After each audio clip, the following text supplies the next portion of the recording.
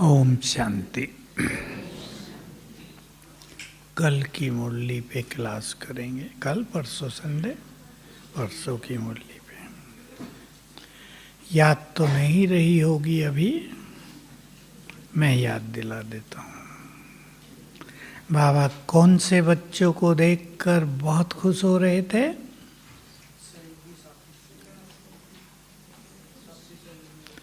दिल तख्त नशीन, साथी सहयोगी।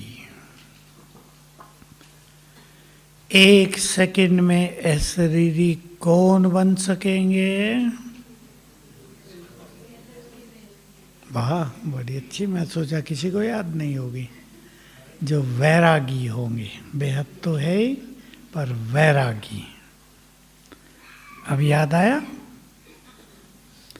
किससे वैराग्य हो? गहरी बात थी वो भी। उससे भी पहले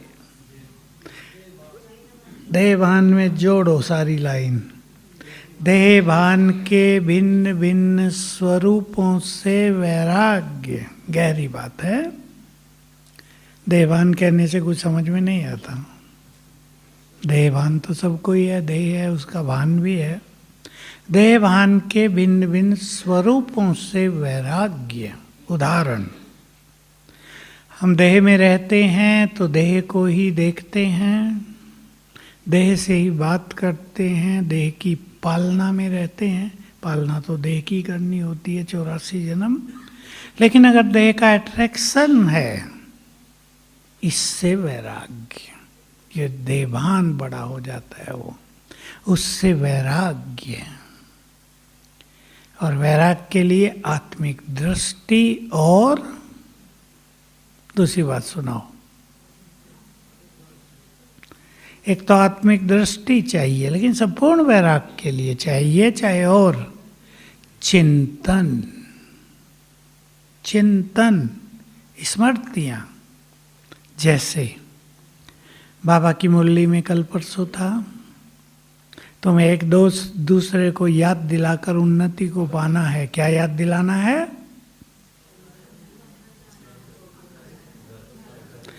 ये ड्रामा पूरा हो रहा है।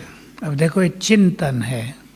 ये ड्रामा पूरा हो रहा है, 84 का खेल पूरा हो रहा है। अब घर चलना है। तो ऐसे ही थोड़ा चलना है। चलना सहज काम होगा क्या? चलना सहज काम नहीं होगा। भरपूर होने के अलावा मोहों को जो छोड़ेंगे वो तो चलेंगे सहज। जिनसे मोह होगा, क्या होगा? वो जिनसे मोह है वो उसे जाने ही नहीं देंगे। ये सूक्ष्म गति काम करेगी। अब माताओं में मोह ज़्यादा होता है, भाइयों में? सब एक साथ बोल रहे, माताओं में। आप इधर आ जाओ, थोड़ा इधर खाली पड़ा, इस पे बैठ जाओ। एक भाई आके, आओ बैठो, कोई भी आ जाओ, इधर आओ। किस में ज़्यादा मोह है? माताएं खुश भी हो रही बता के। मोह तो सब में ही होता है, लेकिन माताएं अपने बच्चों को जन्म देती हैं, उनकी पालना करती हैं ना।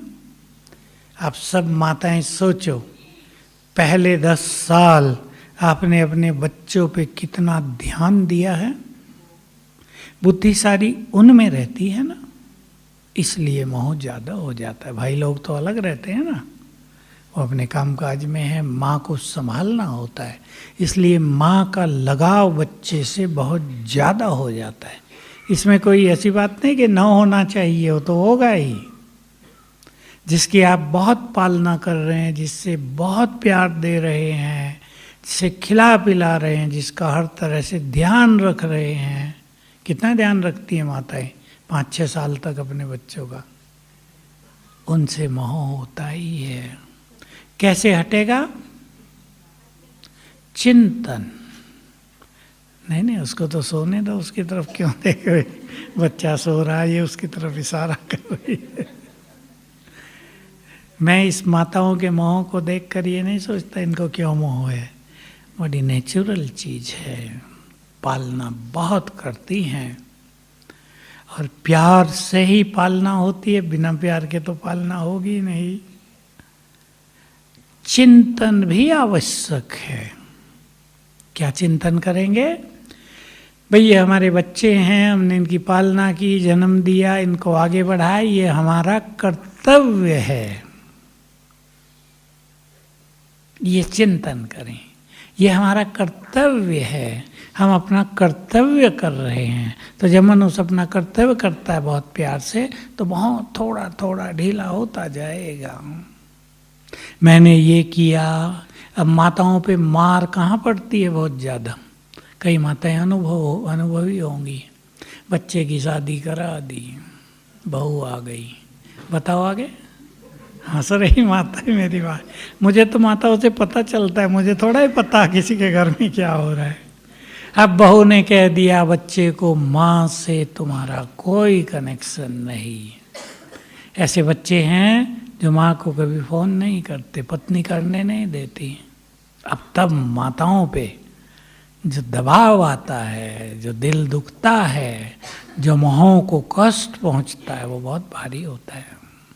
माताएं बताती हैं, बेचारी रोने लगती हैं। तो इन सब से बाहर निकलने के लिए चिंतन, ध्यान देंगे इस शब्द पे, चिंतन परम आवश्यक है।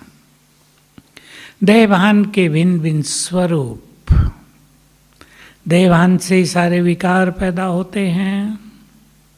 अभिमान आता है, मोह की बात नहीं, मान की इच्छा होती है, बड़े छोटे का भान रहता है।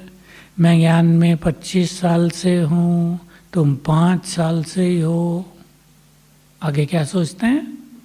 बताओ भाई लोग, बताओ। अनुभवी मैं हूँ या तुम? जैसे मैं कहूँ वैसे ही करना है। मेरी मत ही श्रीमत है, तुम्हारी मत अभी श्रीमत नहीं हुई है।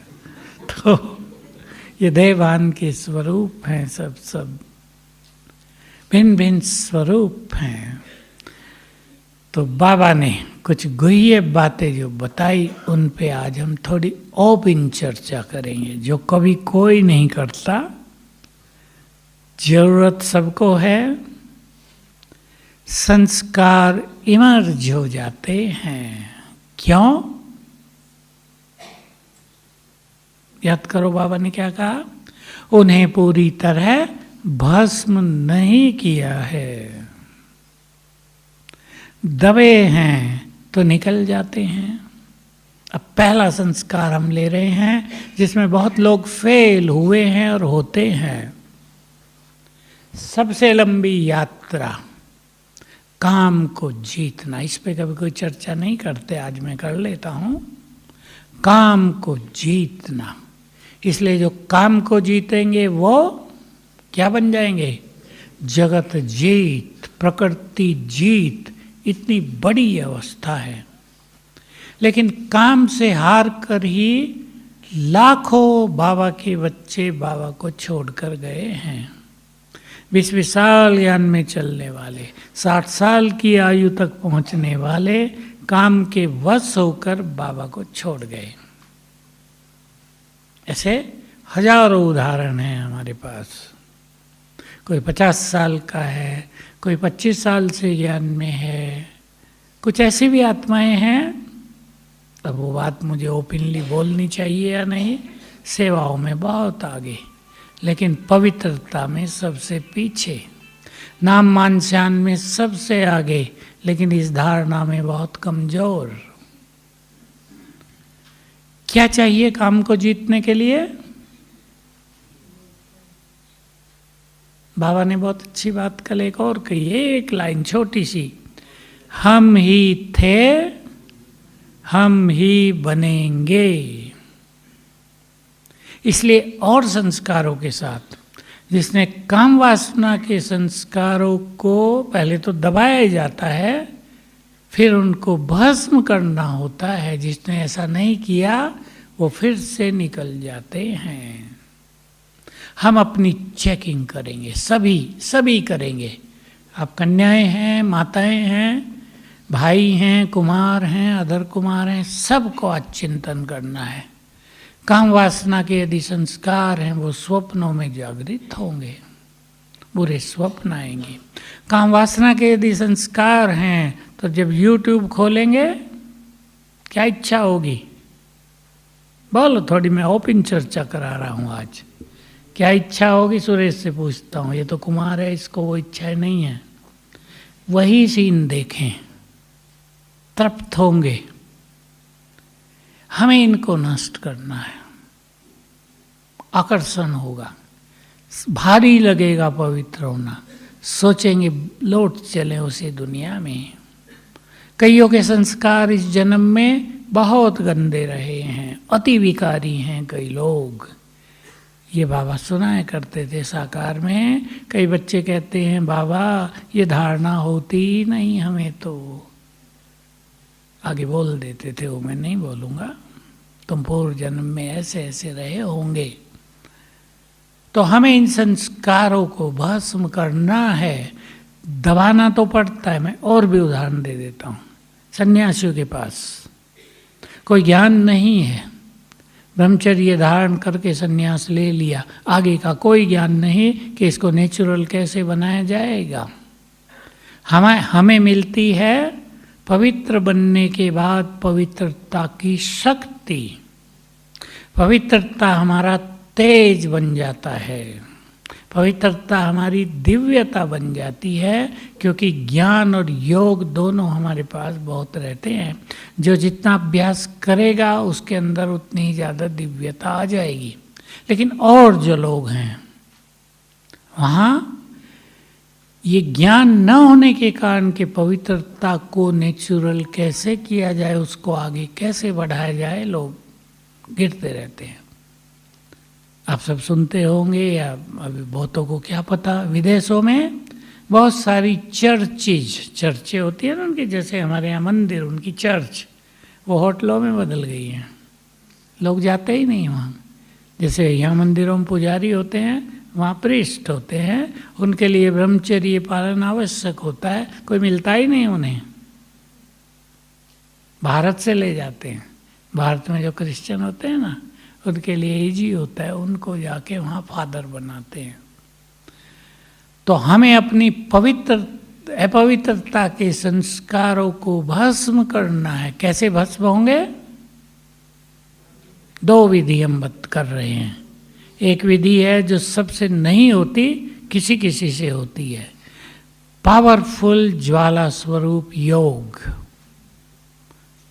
जो मैं जानता हूँ, मुझे बोलना नहीं चाहिए, पर वो सबके बस की बात नहीं है।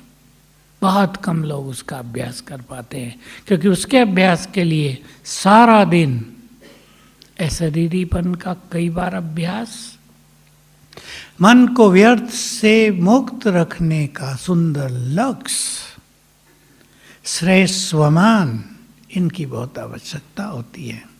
बीज रूप में बाबा से जो शक्तियाँ मिलेंगी, पवित्र वाइब्रेशंस मिलेंगे, उनसे ही वासनाओं के संस्कार जल के नष्ट हो जाएंगे। जितने जितने हम अशरीरी बनेंगे, कर्मेंद्रियाँ शीतल होंगी, संस्कार पवित्र होते जाएंगे। सब इनका अभ्यास करेंगे। इसलिए और ओपनली बोल देता हूँ, संपूर्ण निर्विकारी आत्माएं संसार में केवल 8 ही बनती हैं। संपूर्ण निर्विकारी, निर्विकारी शब्द प्योरिटी से भी थोड़ा बड़ा है। बाप समान, जिनकी प्योरिटी वैसी होती है जैसे भगवान की पवित्रता। बाकी 100 विजयी बन जाते हैं, उनकी प्योरिटी बहुत सुंदर होती है। तो इस पर हमें ध्यान देना है। जब बीज रूप अच्छा कर सकते हैं, उन्हें वो करना चाहिए।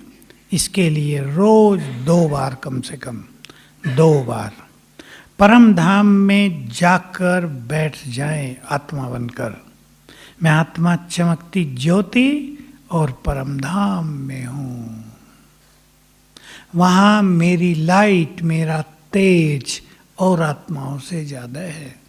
ये संकल्प करके बैठे, अपने को वहाँ देखें, किरणें फैल रही हैं, ऊपर बाबा है, नीचे मैं हूँ, वो ज्ञान सूर्य, मैं मास्टर ज्ञान सूर्य।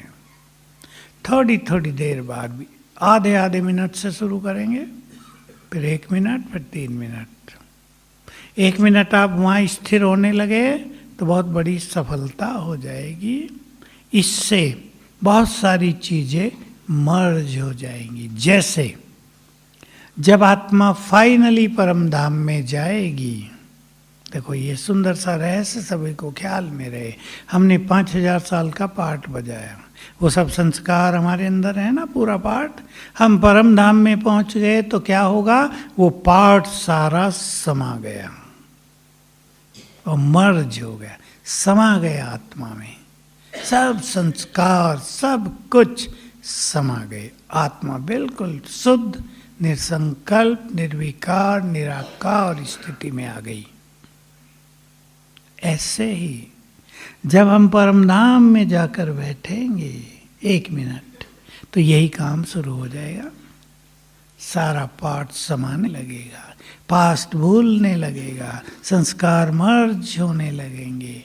इसलिए बहुत सुंदर साधना है, लेकिन अभ्यास के लिए हमें ध्यान देना ही पड़ेगा।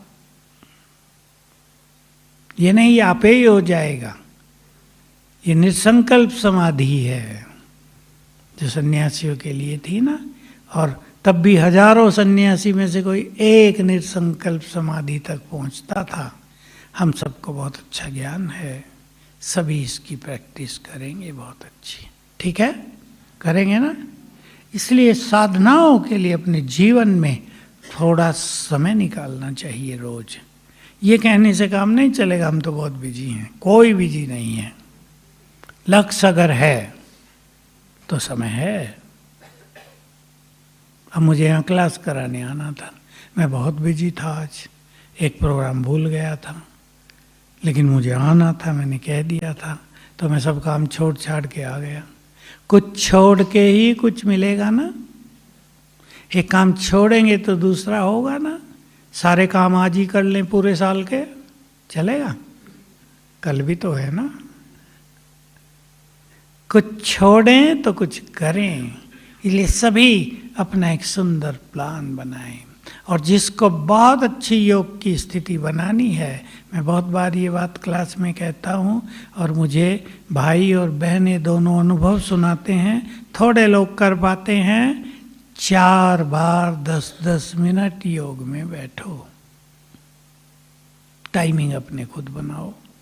जो बैठते हैं 5-7 दिन के बाद अच्छा होने लगता है, और बैठते बैठते बहुत सुंदर स्थिति, बहुत सुंदर अनुभूतियाँ प्रारंभ हो जाती हैं। इसलिए जीवन के कोई डिसिप्लिन्स बनाने ही चाहिए। बनाने चाहिए या नहीं? बच्चे पढ़ते हैं, आप लोग पढ़ने वाले बैठे हैं यहाँ, कोई आप पढ़ती हो? कुछ करना पड़ता है या नहीं? खाना भी छोड़े रखते हैं, पढ़ रहे हैं, मम्मी बार बार बुला रही, खाना खा लो, ठंडा हो रहा, आती हो? करते हैं या नहीं? कुछ करना है तो कुछ छोड़ना पड़ता है। लगन की बात है, जहाँ लगन लग जाए वहाँ न समय की कमी, न कोई विघन, न परिस्थितियाँ, करना है। और सबको ये अनुभव होता होगा और हो जाएगा। योग अच्छा तो स्थिति अच्छी, कम समय में ज़्यादा काम। मैं तो जब किचन में था, मैं बहुत प्रयोग किए। फर्स्ट क्लास योग युक्त होके भोजन बना रहे हैं, 1.5 घंटे में जो सब्जी पकती थी वो 1 घंटे में तैयार। ये पहले पहले प्रयोग थे कि हमारी योग की शक्ति कैसे कार्यों को सरल करती है, कम समय में पूर्ण करती है। आप देखो, बाइक से आपको कहीं जाना, भाई लोग अनुभव करके देख सकते हैं। आपको थोड़ा दूर जाना है, आधा घंटा लगता है आपको जाने में, आप टेंशन में चलते हैं, जल्दी जाना जल्दी जाना, रास्ते में भीड़ आ गई, आपको इरिटेशन होता है, मुझे जल्दी जाना था, भीड़ आ गई बहुत, सब ये बाइक वाले कैसे चल रहे हैं, कार वाले नियमों का पालन ही नहीं करते, कहीं भी काट लेते हैं। भारत में तो होता है ना ये सब। आपको आधे घंटे की बजाय 40 मिनट लगेंगे। आप फर्स्ट क्लास बाबा का आह्वान करके यात्रा को एंजॉय करते हुए, बाइक चल रही है उसका आनंद लेते हुए सहज भाव से चलें, न भीड़ मिलेगी। 30 मिनट की बजाय 25 में पहुंच जाएंगे। प्रयोग करके देख लेना जो बाइक चलाते हैं। हमारी मनोस्थिति का प्रभाव संपूर्ण सिचुएशंस पर, सभी परिस्थितियों पर बहुत गहरा पड़ता है। इसलिए 2 बातें ध्यान रखेंगे, बीच में बता देता हूँ धारणा की, क्योंकि आज एक ऐसा ही केस था विदेश का। जब मनुष्य की परिस्थितियां बदलती हैं तो मनुष्य पहली परिस्थितियों को याद करके दूसरी परिस्थितियों को स्वीकार नहीं कर पाता। एक बहन, उसका योग बहुत अच्छा था, अब उसे अपने माँ बाप की सेवा में लगना पड़ा। वो बुजुर्ग हैं, वो भी ज्ञान में है, लगना ही पड़ा, वो खुशी से आ गई। लेकिन अब उसको ये रहता है पहले जो जीवन था वो अब नहीं रहा। इरिटेशन, थकान, मन परेशान। मैंने उसको यही कहा, अभी यहाँ आने से पहले की बात है, मैं उसको समझाया स्वीकार करो। तब वो था, अब ये है। अब इसको छोड़ के तो आप नहीं भाग सकते। कहा बिल्कुल नहीं भाग सकती, बुजुर्ग हैं दोनों, 80 साल तक हैं। जिस परिस्थिति में हम आ गए हैं उसे स्वीकार करके उसी में अपने पुरुषार्थ का मार्ग ढूंढ लो। अंडरलाइन करें सभी, परिस्थिति नहीं बदलेंगी, बदलना हमें है। और जब हमारी स्थिति अच्छी होगी तो परिस्थितियां बदलने लगेंगी। परिस्थितियों को स्वीकार करके मन को हल्का रखकर अच्छे अभ्यास करेंगे। तो प्लान बनाएंगे 4 बार योग में बैठना। आप 2 बार सवेरे बैठ जाओ, यहाँ तो आपको सेवा है, घर में काम अपने अनुसार सेट कर लो, यहाँ भी सेटिंग है। सवेरे कर लिया, फिर मुरली क्लास में जाने से पहले 10 मिनट फिर कर लिया। ये नहीं बाबा के रूम में जाके करेंगे, सब तो वहाँ नहीं जाएंगे, कहीं बैठ के कर लो, बहुत स्थान है यहाँ, घूम फिर के कर लो। एकाग्रता बनती जाएगी, संस्कार भस्म होते जाएंगे, जिससे बीज रूप स्थिति का अभ्यास नहीं होता। ये बीज रूप है, ज्वाला स्वरूप, बीज रूप, ज्वालामुखी, पावरफुल योग, बिंदु रूप, ये सब एक ही योग के नाम है। इसका अर्थ है जब मन एक संकल्प में कुछ समय स्थित हो जाए। ध्यान से सुन ले परिभाषा बाबा की दी हुई। मन एक ही संकल्प में कुछ समय स्थित हो जाए, वो है बीज रूप, बिंदु रूप, ज्वाला स्वरूप, पावरफुल योग। जितने मन में कम संकल्प होंगे उतना ही योग पावरफुल, जितने ज्यादा संकल्प उतना ही योग हल्का। वो भी योग है, उससे फायदा होगा लेकिन हल्का। तो एक करेंगे सभी पावरफुल योग से अपने संस्कारों को भस्म, बीज को भस्म। इसलिए बाबा के बहुत सुंदर शब्द थे, बीज रूप स्थिति से ही संस्कारों के बीज को भस्म किया जा सकता है। जिनसे ये नहीं होता, अभी करना है ये, पर मान लो अभी नहीं हो रहा है।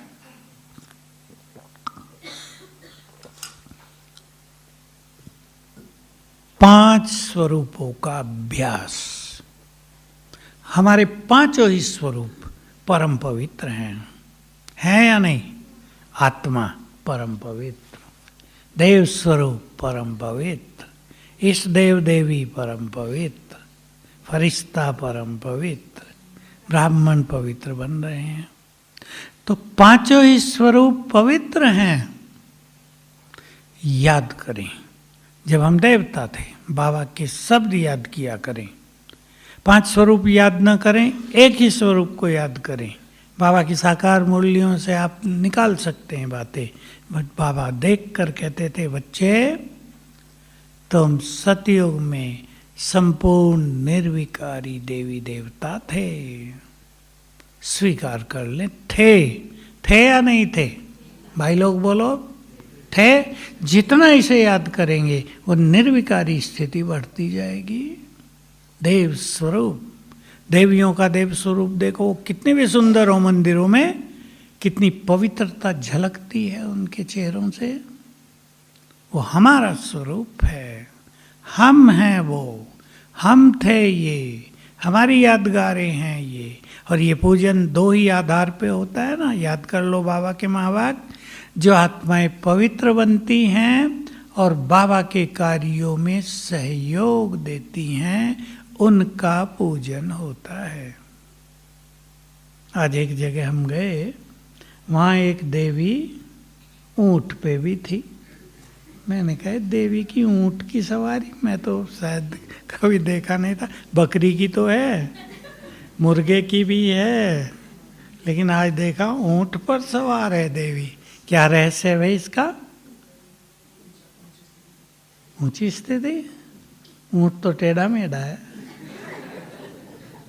ऊंट रेगिस्तान में तेज दौड़ता है। मैं सोचा रेगिस्तान में इस बहन ने सर्विस की है बहुत। बहन तो पूजनीय है ना, ऊंट पे बैठी है, तो ऊंट पे बैठ के रेगिस्तान में, इधर हमारे जैसलमेर है ना, राजस्थान में ही है, वहाँ ऊंट ही चलते हैं, रेत में ऊंट ही चल सकते। पैर चौड़ा होता है ना नीचे से, तो वो नीचे नहीं जाता, रेत में दौड़ सकता है वो। इसलिए मिलिट्री के पास भी वहाँ ऊंट ही होते हैं, घोड़े नहीं होते। रथ तो ये तो चल ही नहीं सकती गाड़ियाँ, अब तो सड़कें बन गई, लेकिन ऊँटों से ही चलते हैं। तो हमारे 5 ही स्वरूप परम पवित्र हैं। जब आप परम धाम में बैठें, याद कराया करें अपने को, यहाँ मैं आत्मा परम पवित्र हूँ। आत्मा के पवित्र संस्कार जगने लगेंगे, काम के संस्कार नष्ट होने लगेंगे, क्योंकि वो समय आ गया है जिसको बाबा कहते थे कि अंतिम समय आएगा,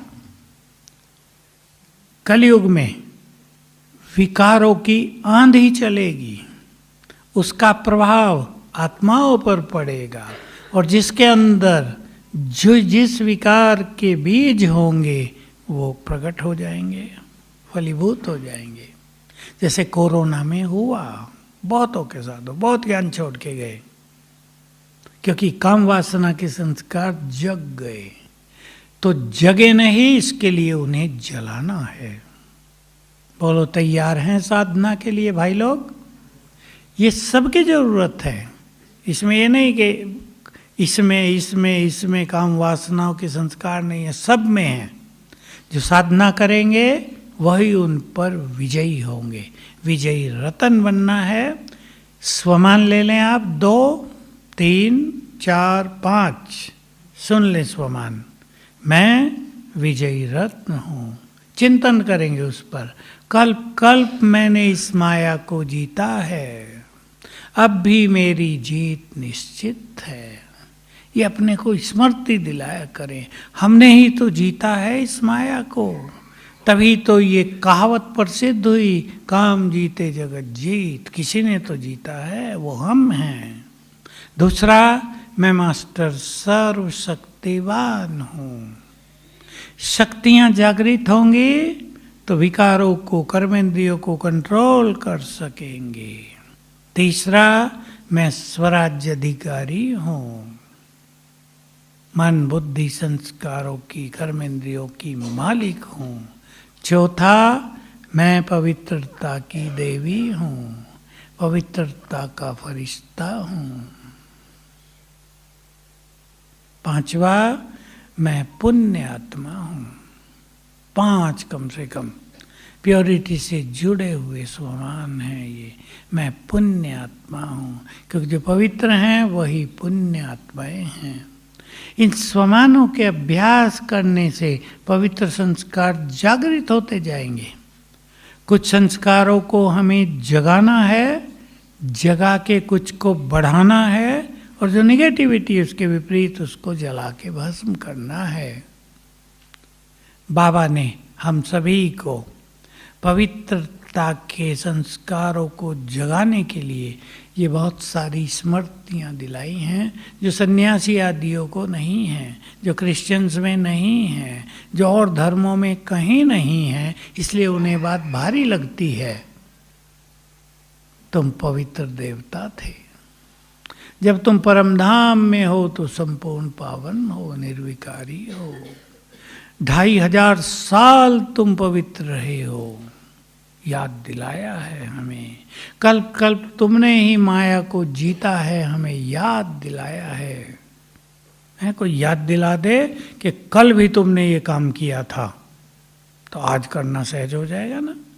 कोई याद दिला दे तुमने ये काम तो 100 बार किया है, तो अब करना इजी हो जाएगा। बाबा ने याद दिला दिया, तुमने इस माया को कितनी बार जीता है? कल्प कल्प जीता है, अनगिनत बार जीता है। इसको और चिंतन में लाएंगे। माया को जीतने की शक्ति मेरे पास है। संकल्प किया करें, इन स्मृतियों में बहुत पावर रहेगी। माया को जीतने की शक्ति मेरे पास है।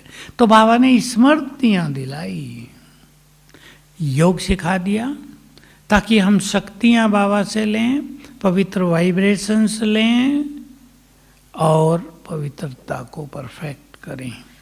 क्योंकि अगर हमारी पवित्रता अच्छी नहीं है तो योग अच्छा हो नहीं सकता। ध्यान देंगे सभी, जिनका योग नहीं लगता उनको चेक करना है अपने को। व्यर्थ संकल्प भी अपवित्रता है, चाहे वो व्यर्थ संकल्प कैसे भी हों, कैसे भी हों। मैं एक अनुभव सुना के एक माता का कुछ बातें और सबको कहना चाहता हूँ। अभी अभी की बात है, वो भी आज शाम को अभी अभी कोई आए कि उसके डिवोर्स की बात चल रही है।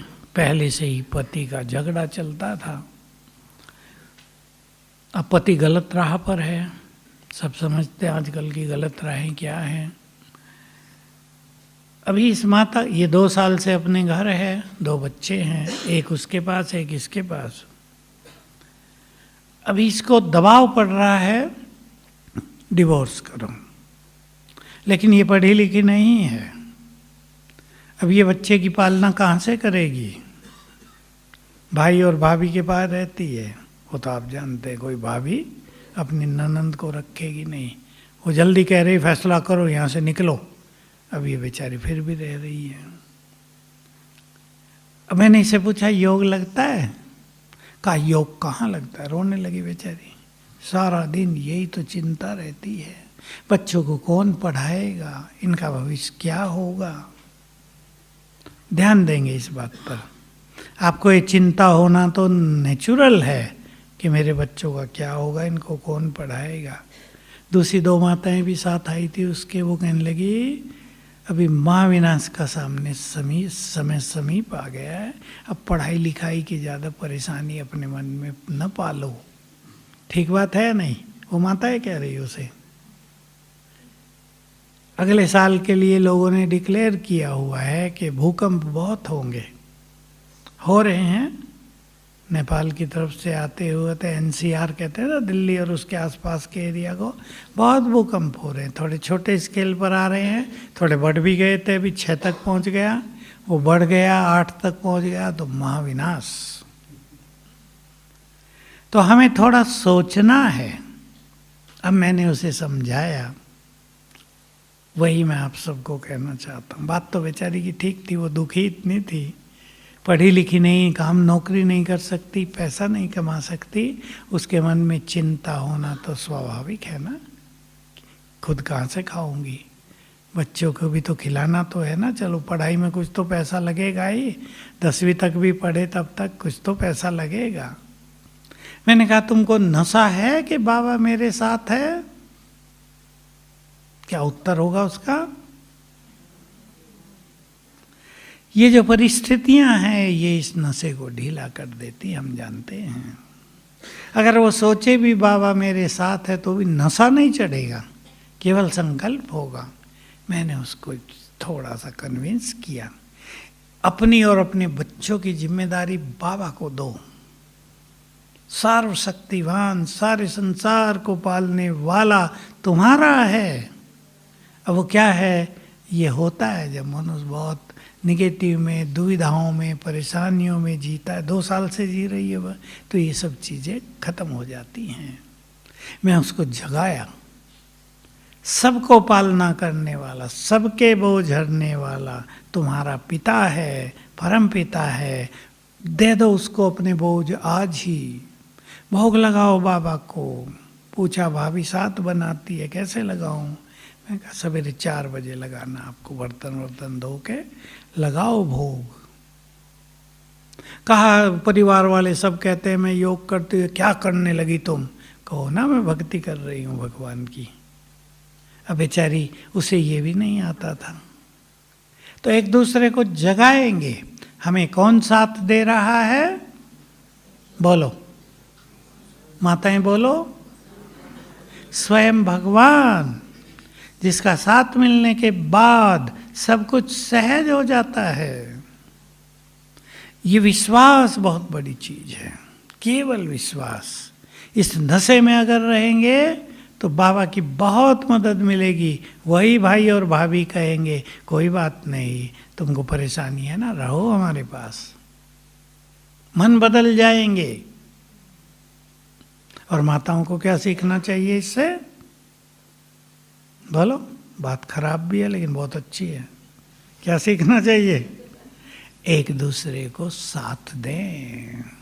परिस्थिति किसी के पास भी आ सकती है, जरूरत किसी की पड़ सकती है। अब ये मेरे घर में आ गई, हिस्सा मांगेगी। कोई किसी को हिस्सा नहीं दे रहा है, सब अपना अपना बोलो भाग्य लेकर चल रहे हैं। माताओं को यही चिंता होती है, ये आ गई अब ये हिस्सा मांगेगी, हमारे बच्चों का क्या होगा। दूर दूर की सोचते हैं, ऊपर की सोचो जरा। तो कौन मुझे साथ दे रहा है? तो सभी बहुत अच्छा योग करेंगे। 5 स्वरूपों का अभ्यास, न काम के संस्कार जगे, न क्रोध के, न लोभ के, न मोह के, और सबसे बड़ी चीज है अभिमान, मैंपन, जो संस्कार जगते रहते हैं, जो बहुत सूक्ष्म है। बाबा ने कहा सत्कार बहुत मिलेगा, स्वमान मिलेगा, मान सम्मान मिलेगा, धन संपदा मिलेगी, वो तो तुम्हारे श्रेष्ठ कर्मों का परिणाम है। लेकिन क्या न करना? उसे स्वीकार न करना। सेवाओं के लिए है सब कुछ।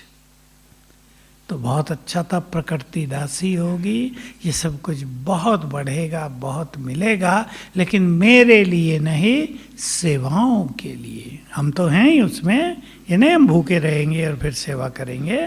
हम तो उसका सुख लेंगे ही, लेकिन हम उसमें ही लग जाएं, ज्ञान योग छोड़ दें।